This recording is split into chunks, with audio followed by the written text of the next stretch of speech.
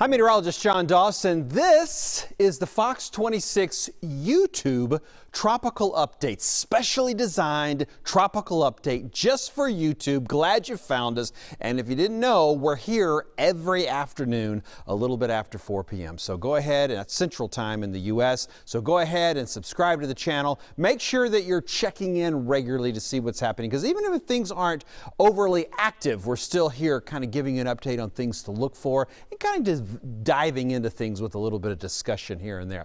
For the Atlantic, which is what the majority of us are paying attention to, is going to be still relatively quiet. There's a little bit of a trough of some low pressure out here, and this area is trying to sort of work its way a little bit to the west and perhaps get some tropical characteristics. The Hurricane Center has decreased its chances, believe it or not, from its latest update. So now saying about a 10% chance over the next 5 days that this could develop into a tropical cyclone. So looking pretty slim, looking pretty low, and again, relatively quiet in the Atlantic. We like to see that. Now, looking at the Pacific a little bit more, the Eastern Pacific, because we had a hurricane make a landfall this morning. This is Roslyn and the current position of that out over Mexico. But what we want to note to this is, and this is particularly, we don't always try to make this about Houston. We like to try to keep this more generic, but I'm going to slip into a little bit of a Houston mention here for just a moment. So we'll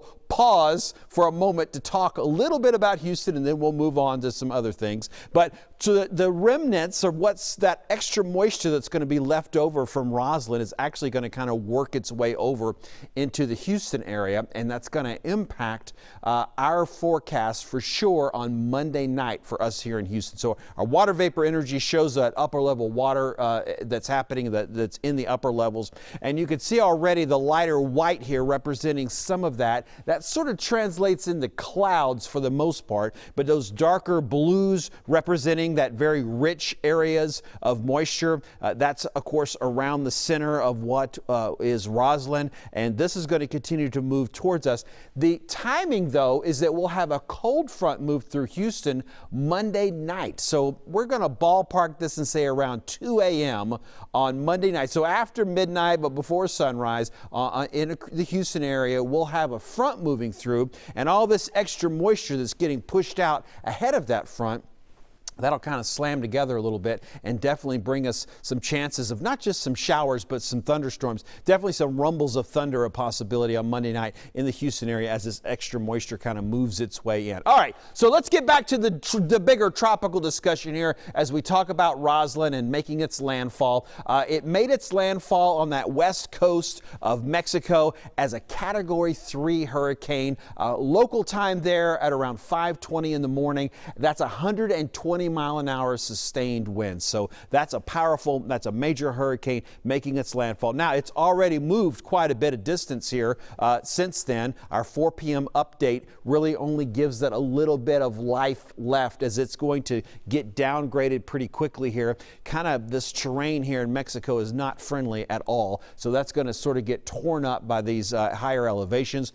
Currently, the maximum sustained winds at 45 miles an hour. And again, currently being Sunday, 4 p.m. Central Time is what we're talking about. So it will continue to fall apart and eventually lose some of its tropical, at least not going to be able to keep a tropical storm strength winds. It might be a depression when we get into Monday late in the evening. But as I talked about, pushing all that moisture out ahead of it, that's what we're going to be kind of more or less concerned with as we move through things. So let me remind you, if you haven't got the Fox 26 weather app downloaded, you don't have to be in Houston to take advantage of that. This applies anywhere. But for us here in Houston, with that possibility of some of those stronger storms moving through, this will be a good way to get identified from the National Weather Service if there are going to be a severe storm that could be tracking through the area. As I mentioned, though, you don't have to be in Houston for that to work. Anywhere, if you enable that follow me function anywhere in the U.S., you would be able to receive those alerts and manage those to where you can kind of get them like you want and not overly accurately communicated with.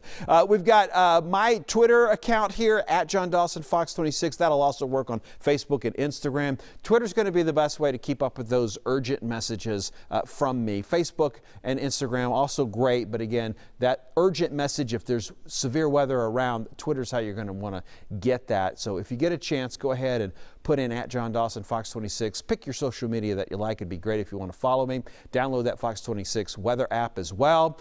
As far as the tropics are concerned, we're back here again tomorrow in the afternoon with the latest update from the National Hurricane Center.